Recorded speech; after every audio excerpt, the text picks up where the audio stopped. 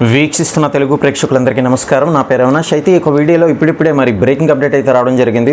రెండు తెలుగు రాష్ట్రాలకు సంబంధించిన వివరాలు అనమాట. Weather update, forecast live update అయితే వచ్చింది. అయితే ఆంధ్రప్రదేశ్ మరియు తెలంగాణ ప్రజలకు వాతావరణ శాఖకు సంబంధించి కీలక హెచ్చరికలు అయితే జారీ కావడం జరిగిందండి. ఇప్పటికీ మీ అందరికీ తెలుసు నేపాల్లో పరిస్థితులు ఏ విధంగా ఉందనేది, ఆ యొక్క వరద ఏ కారణంగా వచ్చిందనేది కూడా కొన్ని రకాలుగా ప్రూవ్ చేస్తున్నారు. కొన్ని వెదర్ అంటే వర్షాలు ఎక్కువ తీవ్రత అవ్వడం వల్ల, మరికొన్ని ఏంటంటే పర్వతాలు కూలడం వల్ల, ఇటువంటి 2-3 కారణాలు అయితే చెప్తా ఉన్నారు.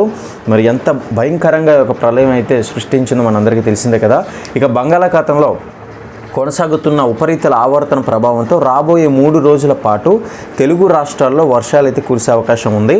మరి పశ్చిమ మధ్య, అదేవిధంగా వాయువ్య బంగాళాఖాతంలో ఉత్తర, కోస్తాంధ్ర, దక్షిణ ఒడిశా తీరాలను ఆనుకొని ఉపరితల ఆవర్తనం కొనసాగుతుంది. దీని ప్రభావంతో పలు ప్రాంతాల్లో తేలికపాటి నుంచి మోస్తరు వర్షాలు అయితే అక్కడక్కడ ఉరుములు మెరుపులతో కురిసే అవకాశాలు కూడా మనకి అధికారులు చెప్తా ఉన్నారు. ఇక తెలంగాణలో, అదేవిధంగా ఆంధ్రప్రదేశ్లో, ముఖ్యంగా ఫస్ట్ ఆంధ్రప్రదేశ్ విషయానికి వస్తే ఉత్తర, కోస్తాంధ్ర, యానం ప్రాంతాల్లో రాబోయే 3 రోజుల పాటు 1-2 చోట్ల తేలికపాటి నుంచి మోస్తరు వర్షాలు లేదా ఉరుములతో కూడిన జల్లులు పడే అవకాశం అయితే ఉంది.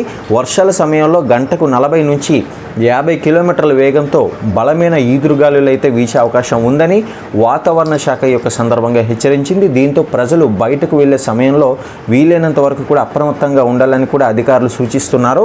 ఇక దక్షిణ కోస్తాంధ్ర, ముఖ్యంగా మత్స్యకారులు, రైతులకి, వీరందరికీ కూడా ప్రతి ఒక్క అప్డేట్స్ని కూడా ఫాలో అవ్వాలి అంటూ అధికారులు చెప్తా ఉన్నారు. ఇక దక్షిణ కోస్తాంధ్రలో ఈరోజు, రేపు, మరి 1-2 రోజుల్లో ఉరుముల మెరుపుతో కూడిన తేలికపాటి నుంచి మోస్తరు వర్షాలు అయితే పడతాయి. అయితే ఎల్లుండి కొన్ని ప్రాంతాల్లో తేలికపాటి నుంచి పెద్ద వర్షాలు అయితే పడతాయి. జల్లులు పడే అవకాశాలు కూడా ఉందని అంచనా వేస్తూ ఉన్నారు. అయితే 40 నుంచి 50 కిలోమీటర్ల వేగంతోనే ఈదురుగాలు ఉంటాయి అవకాశాలు కూడా కనిపిస్తూ ఉంది.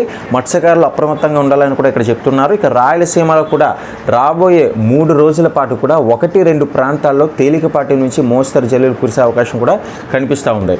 ఇక తెలంగాణ విషయానికి వస్తే కనుక గతంలో ప్రభావం చూపిన అల్పపీడనం ప్రస్తుతం దక్షిణ ఉత్తరప్రదేశ్ వైపు కదలడంతో ఈ యొక్క అల్పపీడనం ప్రభావం అనేది తెలంగాణపై అయితే తగ్గింది కాస్త.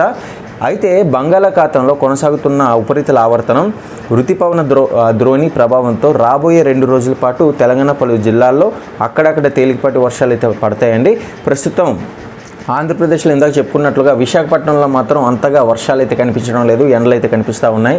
మరి 2 తెలుగు రాష్ట్రాల్లో కూడా పలు ప్రాంతాల్లో అక్కడక్కడ వర్షాలు అయితే పడుతూ ఉంటాయి. ప్రతి ప్రాంతాల్లో కూడా వర్షాలు పడటం లేదు ప్రస్తుతానికి.